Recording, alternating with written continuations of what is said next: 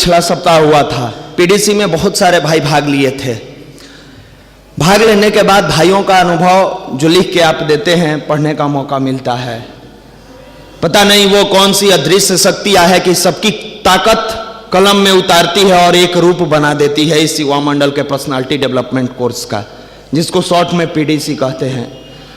उन सारे भाइयों का अनुभव जब हम लोग पढ़ रहे थे, हम थे, मनीष भैया थे और भाई लोग थे, साथ में बैठ के पढ़ रहे थे, लगता है कि साक्षात गुरुवर की प्रवाह इस शक्तिपीठ पर चलती है, इस युवा मंडल में चलती है। उन भाइयों जो लिखते हैं कि मैं 8 बजे 9 बजे तक आलसी की तरह सोया करता था, 5 बजे लगता था कि स्फूर्ति के साथ मैं तैयार हो गया और यहां आकर बैठ के जाने के बाद लगता था मेरे अंदर शरीर में ऊर्जा का संचार हो रहा है। कोई ऐसी शक्ति है जो मुझे हमेशा कहती है कि बेटा तू भटक गया था, लेकिन तुझे सही राह दिखाया गया है, तू आगे बढ़ता चला जा। और वो कंटिन्यू करते हैं। अपने यहां के पर्सनालिटी डेवलपमेंट का कोर्स करने वाले युवा एक बात का और विशेष ध्यान रखेंगे। बहुत सारे लड़कों के मन में आता है कि पीडीसी करने के बाद मैं पूर्ण हो गया। मैं आपको बताता हूं कि मूर्ति का मूर्तिकार जो मूर्ति बनाता है, अपनी मूर्ति को जितना खूबसूरती से तराशता है, उसकी खूबसूरती उतनी बेहतर होती चली जाती है। आप पूर्ण कभी नहीं हो।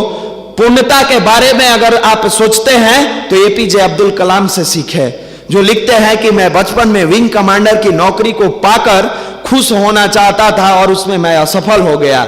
असफलता पर मुझे लगी कि मैं अपूर्ण हूं, मेरे पास कुछ नहीं है। फिर आगे लिखते हैं मुझे एक नेक इंसान से मुलाकात होती है, वो मात्र इतना ही कहते हैं कि बेटा सही दिशा में चलो, सत्कर्म करो, नियति को जो मंजूर होगा नियत समय पर तेरी झोली में डाल देगा। तू इस बात की चिंता मत कर कि आगे क्या होगा। मैं धीरे धीरे आगे बढ़ता चला गया, मेरे सपने ऊंचे होते गए, मैं स्वप्न देखना शुरू कर दिया। मेरे मित्र स्वप्न देखो, एपीजे अब्दुल कलाम की लाइन है, लेकिन खुली हुई आंखों से स्वप्न देखो और स्वप्न को साकार करने के लिए तुम्हारे अंदर जितनी एनर्जी है उसको लगा दो, तुम्हारे सपने सच होंगे। हम लोग स्वप्न देखते हैं आंख बंद। ऐश्वर्या राय आ रही है, मिल ली, हाथ मिला ली, अभिषेक बच्चन के साथ फ्लाइट में घूम लिया, सुबह उठे तो लॉजे में है सब जगह घूम लिए और सुबह उठते हैं तो उस लॉज के चौकी पर हैं, फिर करवट बदल के चादर तान के सो गए। यह स्वप्न आपका नहीं है। आप अपनी ऊंचाइयों और स्वप्न को साकार करने के लिए दृढ़ निश्चयी हों। गुरुवर की लिखी हुई लाइन है, विनम्र पुरुषार्थ बेटा सबसे बड़ी प्रार्थना है। गुरुवर लिखते हैं विनम्र पुरुषार्थ सबसे बड़ी प्रार्थना है। अगर किसी को प्रार्थना करना है तो शालीन बने और कर्मठी बने, वो सच्चा भक्त है। मिशन में ही लिखा है, औरों के हित जो जीता है, औरों के हित जो मरता है, उसका हर आंसू रामायण, प्रत्येक कर्म ही गीता है। अभी भाई सही बता रहे थे कि जो दूसरे को खुशी नहीं दे सकता है वो खुद खुश नहीं हो सकता है, वो तो परेशान रहेगा।